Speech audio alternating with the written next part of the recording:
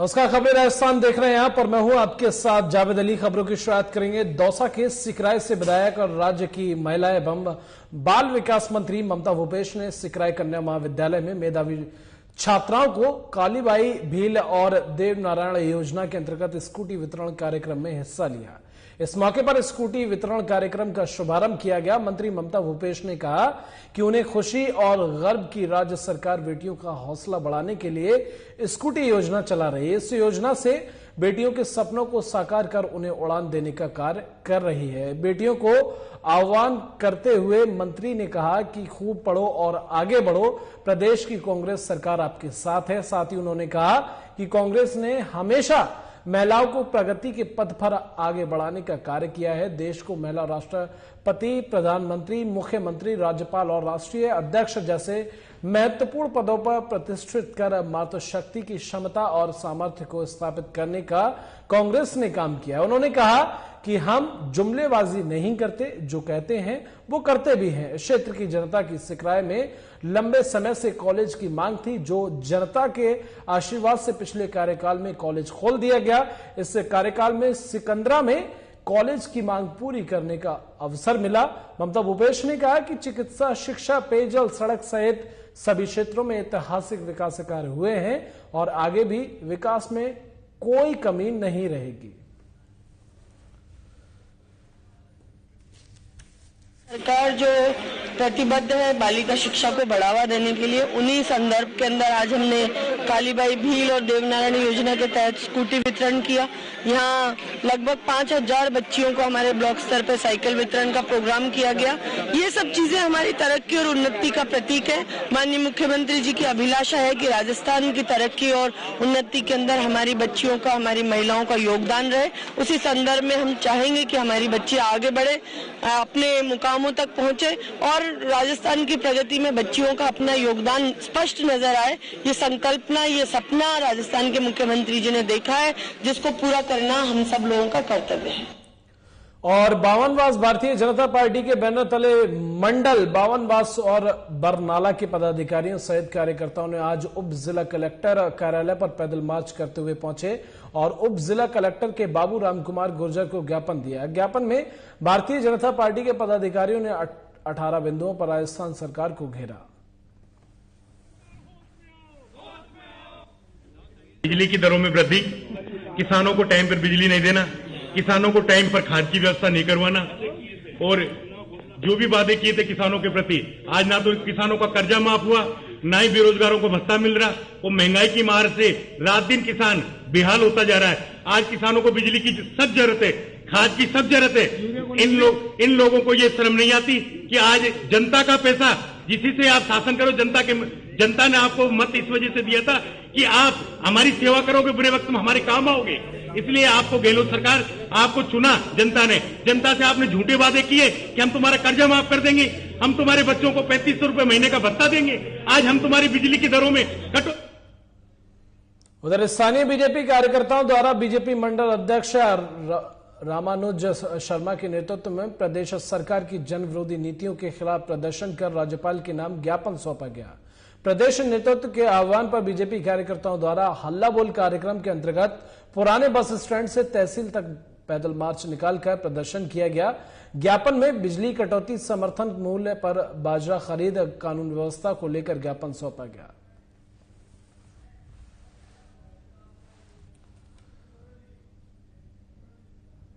खबर हनुमानगढ़ से है, जहां बिजली, पानी, मौसमी बीमारियों की रोकथाम और जिले में बिगड़ी कानून व्यवस्था को लेकर बीजेपी एक प्रतिनिधि मंडल पूर्व मंत्री डॉक्टर राम प्रताप के नेतृत्व में जिला कलेक्टर नथमल डिडेल ने मिला। प्रतिनिधि मंडल ने राज्यपाल के नाम जिला कलेक्टर को एक ज्ञापन भी सौंपा, जिसमें कहा गया कि वर्तमान राज्य सरकार बिजली, पानी और कानून व्यवस्था के नाम पर फेल है। आपको बता दें, पूर्ववर्ती बीजेपी सरकार लोगों को 24 घंटे बिजली उपलब्ध करवा रही थी, लेकिन वर्तमान सरकार में पहले जितनी ही बिजली खपत है, फिर भी चारों ओर बिजली संकट छाया हुआ है। ऐसे में इस मामले को लेकर बीजेपी पदाधिकारियों ने जिला कलेक्टर को राज्यपाल के नाम ज्ञापन सौंपकर बिगड़ी कानून व्यवस्था को सही करने और बिजली पानी की व्यवस्था को सुचारू करने की मांग की है।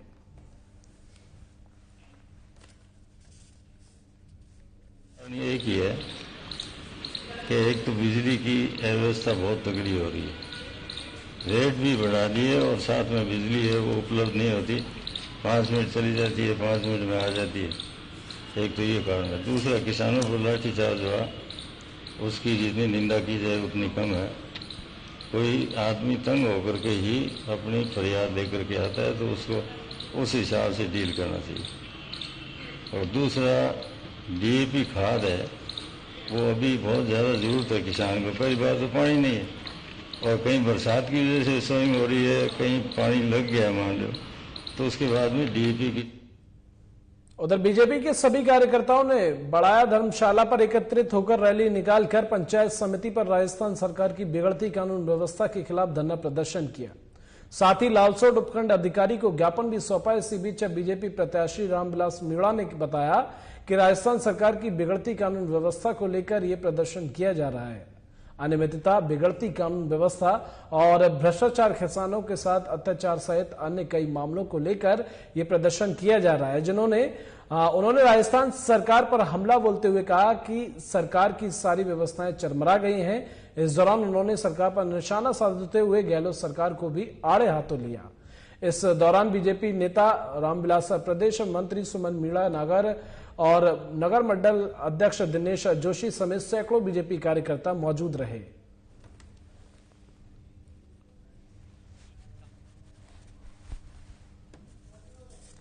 प्रमुख बातों को लेकर वो सत्ता में आए। पहला था किसानों की संपूर्ण कर्ज माफी। इनके जो नेता हैं राहुल गांधी, उन्होंने बोला कि 1 से 10 तक की गिनती गिनूंगा और तब तक किसानों की कर्ज माफी हो जाएगी। 59 लाख किसानों के लगभग 1 लाख करोड़ रुपए की कर्ज माफी की बात थी। कौन सी कर्ज माफी हुई वो आज तक कहीं रिकॉर्ड में नहीं आई। बेरोजगारों को बेरोजगारी भत्ता देना था 3500 रुपए। आज तक कितने बेरोजगारों को बेरोजगारी भत्ता मिला ये सारी जनता जानती है। इस प्रकार की ये जो सारी झूठे वादे करके ये सरकार सत्ता में आई और उसके बाद किस प्रकार केवल होटलों से इन्होंने सरकार चलाई है वो हम सबको विदित है। कांग्रेस की राजस्थान सरकार, गहलोत सरकार ने क्षेत्र के, प्रदेश के सभी किसानों से छलावा किया है। झूठ बोल के सरकार सत्ता में आई है। युवाओं के साथ छलावा किया है, उनको 3500 रुपए भत्ता देने की बात की और इन सबके वोट लेके सरकार में आई। और आज तक इन्होंने ना तो किसी किसान भाई का कर्जा माफ किया, ना ही किसी बेरोजगार को भत्ता दिया। साथ ही इन्होंने महिला सुरक्षा में ये प्रशासन नाकाम रहा। ये सरकार महिला सुरक्षा में भी पीछे है और अराजकता फैल रही है, भ्रष्टाचार फैल रहे हैं, कई तरह के आए दिन घोटाले हो रहे हैं। अभी आरएस का इन्होंने घोटाला करा, उसके बाद कई परीक्षाओं में निरंतर घोटालेबाजी कर रहे हैं। रीट का तो आपने देखा ही होगा अभी कितने घोटाले आए हैं, कितने। तो आज हम सब भारतीय जनता पार्टी के कार्यकर्ता, महिला मोर्चा मंडल अध्यक्ष, जिला उपाध्यक्ष एवं प्रदेश कार्यालय मंत्री महिला मोर्चा से हम सब मिलके भारतीय जनता पार्टी के सभी कार्यकर्ता इस कांग्रेस की सरकार के खिलाफ विरोध प्रदर्शन कर रहे हैं। राजस्थान सरकार की जो ये कुशासन है, इसमें आज हर आदमी दुखी है, हर तबका दुखी है। आप चाहे एजुकेशन को ले लो, बेरोजगारी को ले लो। एजुकेशन में भी आपके सामने किस तरीके से रीट में धांधली हुई है और उसका सारा खुलासा हो गया। उसके मुलजिम पकड़े गए, उसके बाद में भी वो कोई कैंसिल नहीं की गई, उसकी कोई सीबीआई से जांच नहीं करवाई जा रही। हमारी मांग है उसकी सीबीआई से जांच हो। और यहाँ का भ्रष्टाचार की स्थिति और यहाँ की कानून व्यवस्था के बारे में आए दिन लूट पाट, हमारे लाल रोड में बैंक तक लूट रहा है। अभी कल की घटना है, छात्रा के साथ में रेप हुआ है। ऐसी अनेक घटनाएं दिल्ली की हो रही है। तो इन सब चीजों के खिलाफ हम पूरी भारतीय जनता पार्टी के कार्यकर्ता आज धरना देंगे और ज्ञापन देंगे। आपको ये लगता है कि राजस्थान सरकार की ये सरकार है जो आंख मूंद के बैठी हुई है और आप लोग प्रदर्शन करेंगे तो सरकार पर इसका कुछ इफेक्ट पड़ेगा? हम कोशिश कर रहे हैं सरकार जागे, पर सरकार को तो अपनी खुशी की चिंता है।